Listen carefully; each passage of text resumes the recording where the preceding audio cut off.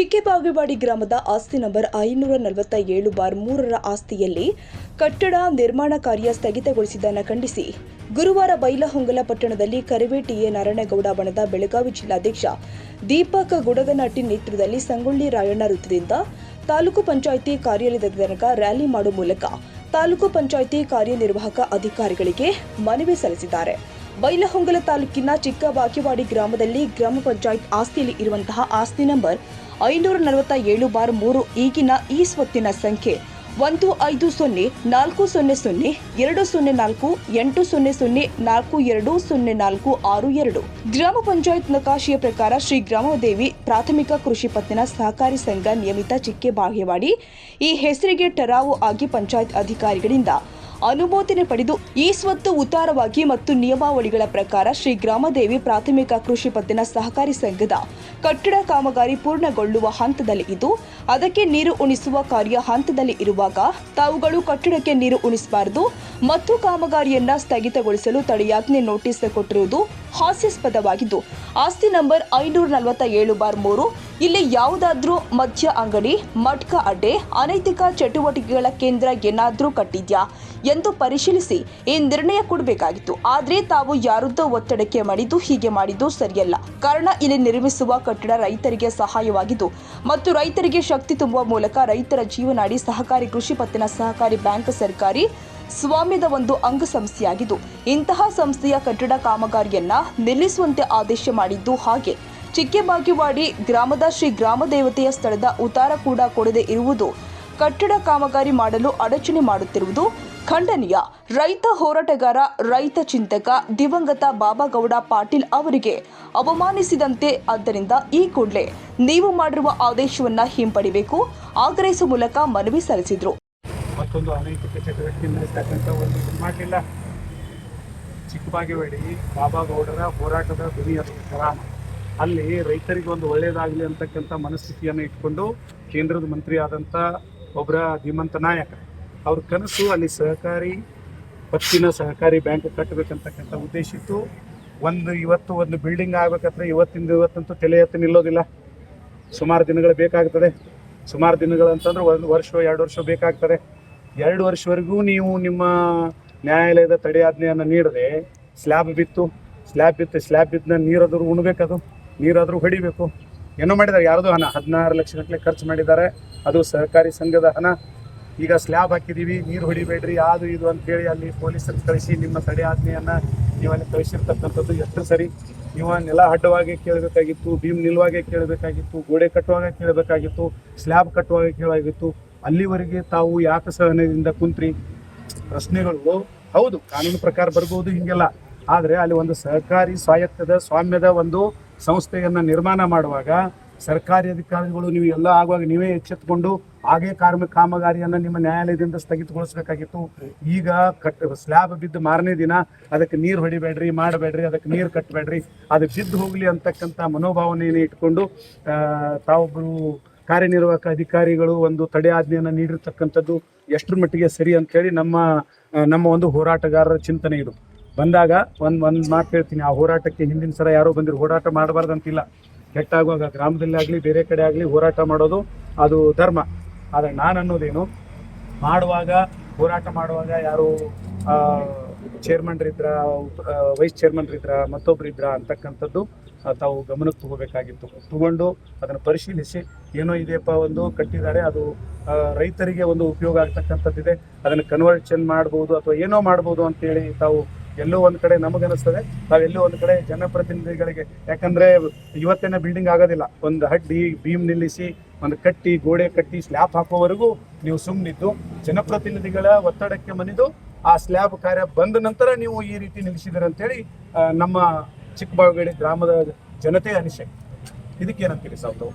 ಈಗ ತಾವು ಹೇಳಿದ್ರೆ ಏನಂದ್ರೆ ಸ್ಲ್ಯಾಬ್ ಹಾಕಿದ ತಕ್ಷಣ ನೀವು ತಡೆಯಾಜ್ಞೆ ಕೊಟ್ರಿ ಅಂತ ತಾವು ಹೇಳಿದ್ರಿ. ಸೊ ಇದಕ್ಕೆ ಮುಂಚಿತವಾಗಿ ಬಿಲ್ಡಿಂಗ್ ಏನು ಸ್ಟಾರ್ಟ್ ಆಯ್ತು ಅವಾಗ ಫೌಂಡೇಶನ್ಗೆ ಕಾಲಮ್ ಹಾಕಿದ್ವಿ. ಆ ಫೌಂಡೇಶನ್ ಕಾಲಮ್ ಹಾಕಿದ ತಕ್ಷಣ ಅದೇನು ಇರ್ತಕ್ಕಂಥ ಮಣ್ಣು ಲೆವೆಲ್ ಮಾಡ್ತಾಯಿದ್ರು.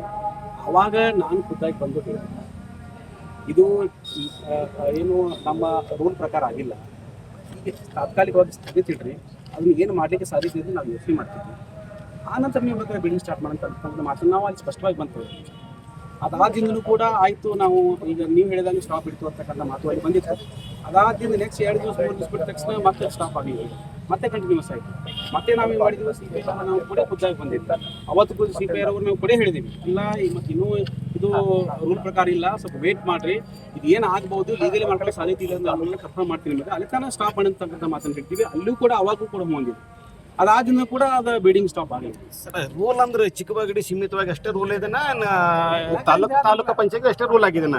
ನೀವು ಯಾಕೆ ಚಿಕ್ಕಬಾಗಡಿಯನ್ನ ಟಾರ್ಗೆಟ್ ಹಾಕಿ ಚಿಕ್ಕಬಾಗಡಿ ರೈತರನ್ನ ಟಾರ್ಗೆಟ್ ಮಾಡತ್ತೀರಿ? ನೀವು ಯಾರನ್ನೂ ಮಾಡಿಲ್ಲ, ನೀವು ಟಾರ್ಗೆಟ್ ಮಾಡ್ತಾ ಇದ್ದೀರಿ ಸರ್.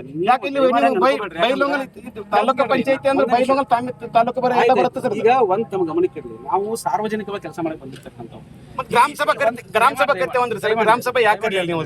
ಗ್ರಾಮ ಸಭೆಯನ್ನ ಒಬ್ಬ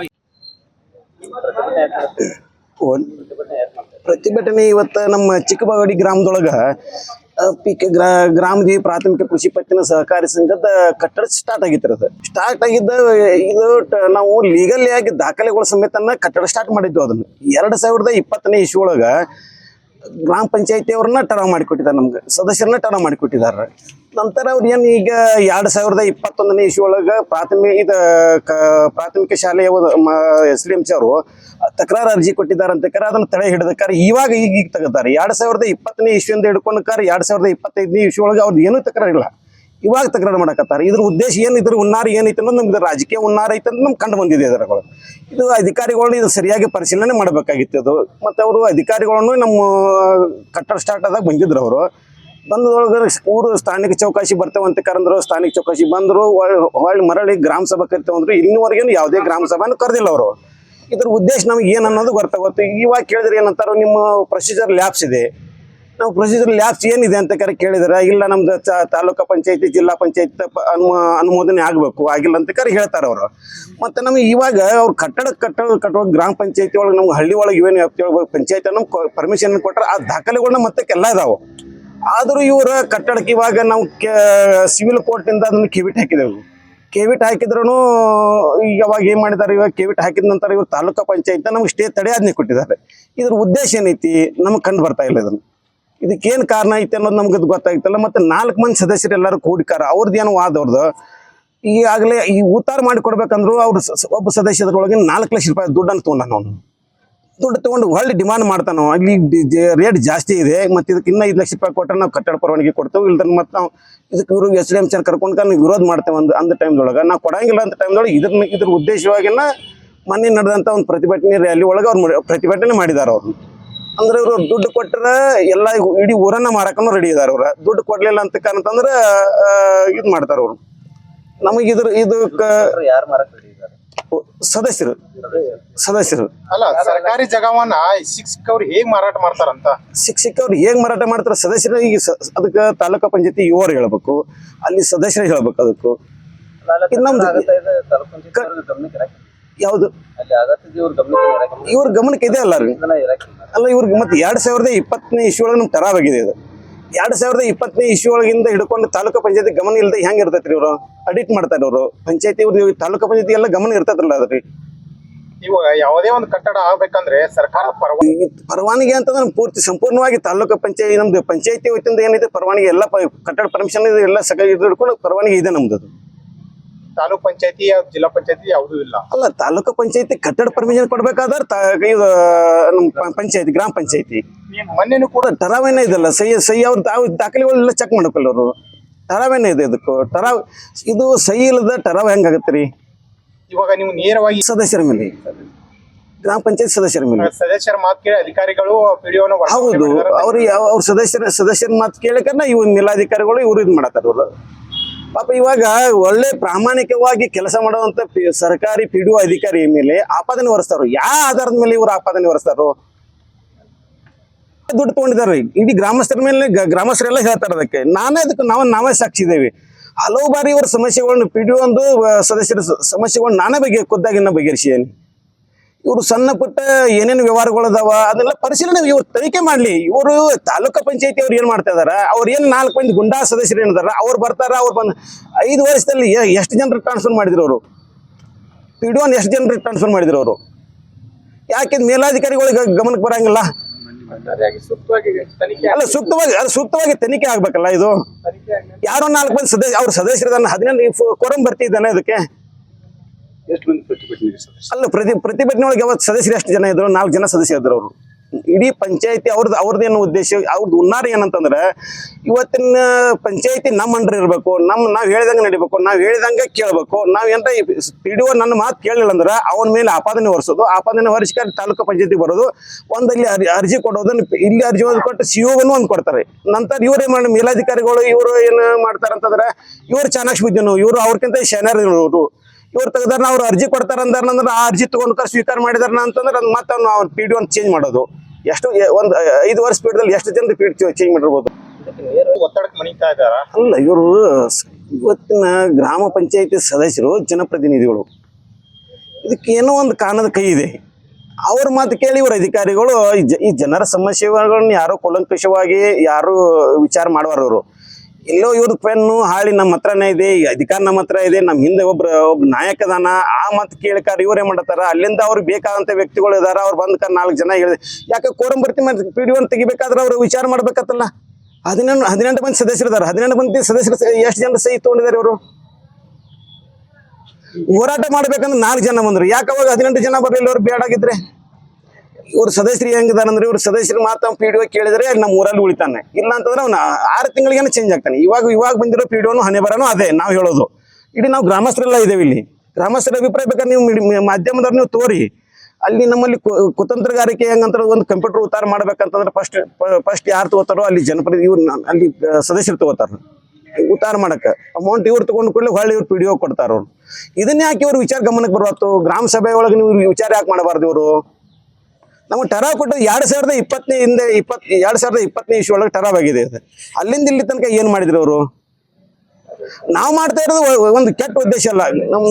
ನಮ್ಮಲ್ಲೆಲ್ಲ ಊರೊಳಗೆ ಸಾರ್ವಜನಿಕರೆಲ್ಲ ಒಂದು ತೀರ್ಮಾನ ತಗೊಂಡು ರೈತರಿಗೆ ಅನುಕೂಲ ಆಗುವಂತ ಒಂದು ಉದ್ದೇಶದಿಂದನೇ ನಾವು ಕಟ್ಟಡ ಕಟ್ತಾ ಇದ್ದೀವಿ. ಇಲ್ಲಿ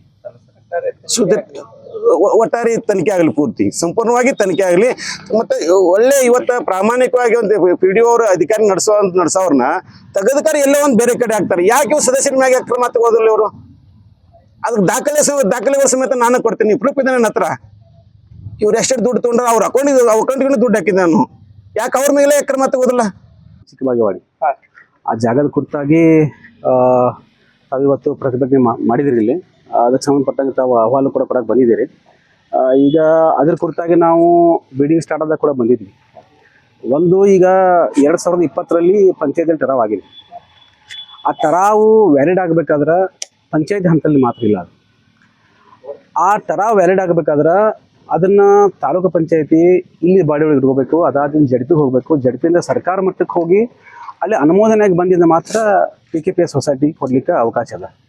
ಸೊ ಆ ಪ್ರೊಸೀಜರು ಫಾಲೋ ಆಗಿಲ್ಲ. ಓನ್ಲಿ ಪಂಚಾಯತಿ ಮಟ್ಟದಾಗ ಮಾತ್ರ ಅದನ್ನು ಟರಾವ್ ಮಾಡಿದಾರೆ ಅನ್ನುವಂಥದ್ದು ಮಾಹಿತಿ ಇರುವಂಥದ್ದು.